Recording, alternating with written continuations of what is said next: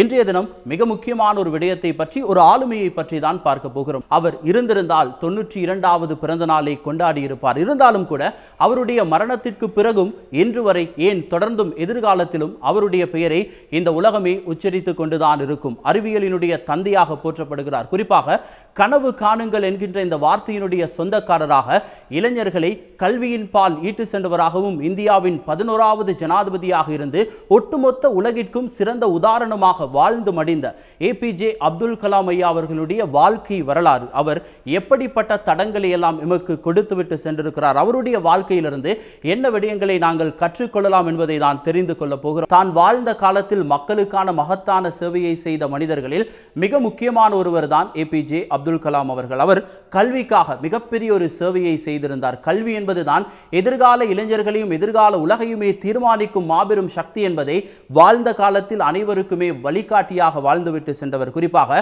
தென்னிந்தியாவின் கடைக்கோடியில் அமைந்திருக்கின்ற ராமேஸ்வரத்தில் பிறந்து கல்வியை உயிர் மூச்சாக கொண்டு அவருடைய ஆரம்ப காலம் என்பது பல்வேறுபட்ட கஷ்டங்களை எல்லாம் அனுபவித்து மிக சிறந்த மாணவனாக அவர் உருவாகுவதற்காக, குறிப்பாக தன்னுடைய குடும்ப சூழ்நிலையை உணர்ந்து அவர் பட்ட பாடுதான் அவரை மிகப்பெரிய ஒரு அறிஞராகவும் அறிவியலினுடைய தந்தையாகவுமே மாற்றியிருந்தது. அதனால்தான் ஆளும் கட்சி எதிர்கட்சி இரண்டுமே இணைந்து 2002ஆம் ஆண்டு அவரை ஜனாதிபதி என்கின்ற உயரிய ஆசனத்திலும் அமர வைத்தார்கள். அந்த தருணத்திலும் கூட அவர் பதவியேற்ற காலம் முதல் மக்களுக்கு சேவை செய்ய வேண்டும், அதுவும் குறிப்பாக கல்வியினுடைய மகத்துவத்தை அனைவருக்குமே எடுத்து கூற வேண்டும் என்பதற்காக அவர் செய்த சேவைகள் தான் அறிவியல் துறையிலும் சரி, கல்வி துறையிலும் சரி இந்தியாவின் பெயரை உலகம் முழுவதுமே பேசு பொருளாக்கி இருந்தது. தன்னுடைய கல்வி நடவடிக்கைகளை மேற்கொள்வதற்காக ராமேஸ்வரத்திலிருந்து ராமநாதபுரத்திற்கு செல்கிறார். இருந்தாலும் கூட இந்த உலகம், அதிலும் குறிப்பாக இந்தியாவை பற்றி பல தடவைகள் நாங்கள் பேசியிருக்கின்ற ஒரு விடயம்தான் இந்த சாதிய வேற்றுமைகள். இன மத மொழி ரீதியாக பிளவுபட்டிருக்கிறது, அதே நேரத்தில் சாதிய ரீதியாகவும் பிளவுபட்டிருக்கிறது.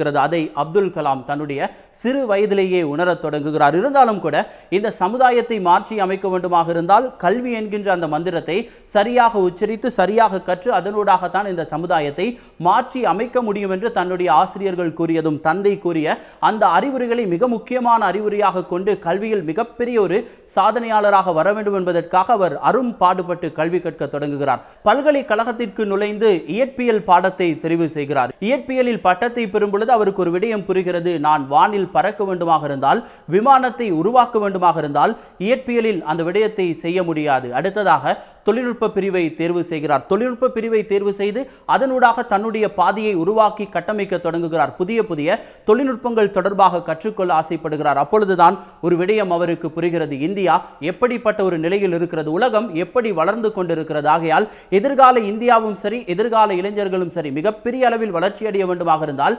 எதிர்காலம் தொழில்நுட்பத்தை மையமாக கொண்டுதான் இயங்க போகிறது என்பதை 1958ஆம் ஆண்டிலேயே முடிவு செய்கிறார் அப்துல் கலாம். எத்தனை பெரிய சிந்தனை!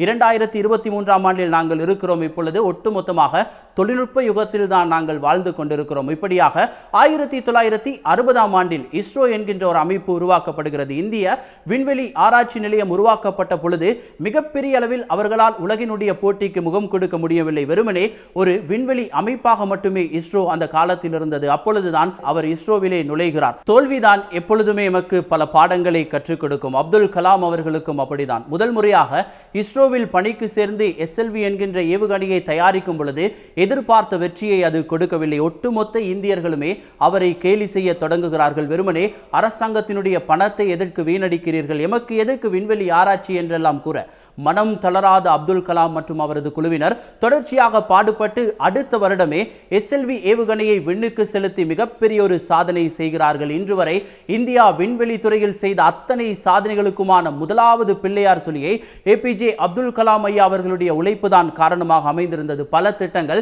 வெற்றிகரமாக இன்று வரை அமெரிக்கா, ரஷ்யா, சீனாவுக்கு அடுத்தபடியாக இந்தியா பேசுபொருளாக இந்த விண்வெளி துறையில் திகழ்வதற்கு மிக முக்கியமான காரண கர்த்தாக்களில் ஒருவர் தான் ஏபிஜே அப்துல் கலாம் அவர்கள். இருந்தாலும் கூட தொடர்ச்சியாக பல சேவைகளை இஸ்ரோவில் செய்து 2002ஆம் ஆண்டு நான் முன்னர் கூறியது போல இந்தியாவின் இந்தியாவினுடைய முதல் மனிதனாக, முதல் ஆளுமையாக, ஜனாதிபதியாக ஆளும் மற்றும் எதிர்க்கட்சிகளால் ஒரு மனதாக தேர்வு செய்யப்படுகிறார். அப்பொழுதுதான் ஒட்டுமொத்த இந்தியாவினுடைய அரசியலிலுமே ஒரு மாற்றம் ஏற்படுகிறது. குறிப்பாக விண்வெளித்துறை மட்டுமல்லாது ஒட்டுமொத்த துறைகளுக்கும் தன்னாலான சேவைகளை செய்ய வேண்டும் என்பதற்காக அரும் பாடுபட தொடங்குகிறார். குறிப்பாக கல்வி என்கின்ற ஒரு விடயத்தை மந்திரமாக கொண்டு ஒட்டுமொத்த இளைஞர்களும் மாணவர்களும் எதிர்கால சந்ததியினரும் சிறப்பாக இருக்க வேண்டுமாக இருந்தால், இந்தியா தலை நிமிர்ந்து இருக்க வேண்டுமாக இருந்தால் கல்வியில் தன்னிறைவு அடைய வேண்டும் என்பதற்காக கல்வியில் மிகப்பெரிய ஒரு புரட்சியை ஏற்படுத்துகிறார். கனவு காணுங்கள் என்கின்ற ஒரு வார்த்தையை ஒட்டுமொத்த பாடசாலை மாணவர்களுக்கும் கூறி இந்தியாவினுடைய தேச பற்று தொடர்பாகவும் கல்வியினுடைய மகத்துவம் தொடர்பாகவும் அவர் கூறிய அத்தனை விடயங்கள் தான்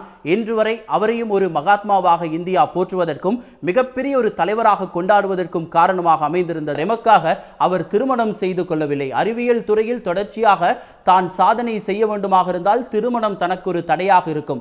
மக்களுக்காக தொடர்ந்து சேவை செய்ய வேண்டும். மாணவர்களே எதிர்கால தலைவர்கள், அவர்களை நான் உருவாக்க வேண்டும். அதற்காக வாழ்ந்து மடிந்திருக்கிறார் ஒரு மனிதன். அவரை நாங்கள் என்றும் போற்றுவோம், என்றுமே போற்றுவோம். அதற்காகத்தான் தடம் நிகழ்ச்சியில் ஏபிஜே அப்துல் கலாம் ஐயா அவர்களுடைய வாழ்க்கை வரலாறு, எப்படிப்பட்ட ஒரு சூழ்நிலையில் அவர் வாழ்ந்தால் கல்வி கற்றார், அதனூடாக சாதனைகளை புரிந்தார் என்பதை உங்களுக்கு உணர்த்த வேண்டும். நீங்களும் கல்வியினுடைய முக்கியத்துவத்தை தெரிந்து கொள்ள வேண்டும். அதனால் தான் சமுதாயத்தில் ஒரு மாற்றத்தை ஏற்படுத்த முடியும். இன மத மொழி ரீதியாக நாங்கள் பிளவுபடாமல் கல்வி என்கின்ற ஒரு அருமருந்தை அனைவருமே உட்கொண்டு ஒரு மாற்றத்திற்கான ஒரு புதியதொரு சமுதாயத்தை உருவாக்க வேண்டும். அதற்கு இப்படிப்பட்ட ஆளுமைகள் எப்படி வாழ்ந்திருக்கிறார்கள், எப்படி கல்வியை அடுத்த கட்டத்திற்கு கொண்டு சென்றிருக்கிறார்கள், கல்வியினால் அவர்கள் அடைந்த பயன்கள் எல்லாம் எப்படி இருந்தது என்பதை நீங்களும் உணர்ந்து கொள்ள வேண்டும் என்பதற்காகத்தான் அப்துல் கலாமினுடைய வாழ்க்கை வரலாற்றிலிருந்து நாங்கள் கூறிய ஒரு சில விடயங்கள் உங்களுக்கும் பிடித்திருக்கும் என்று நம்புகிறோம். இருந்தாலும் கூட முடிந்தால் அனைவருமே அந்த அக்னி சிறகுகள் என்கின்ற புத்தகத்தை வாங்கி படியுங்கள். அதனூடாக இன்னும் அப்துல் கலாமினுடைய சாதனைகள்,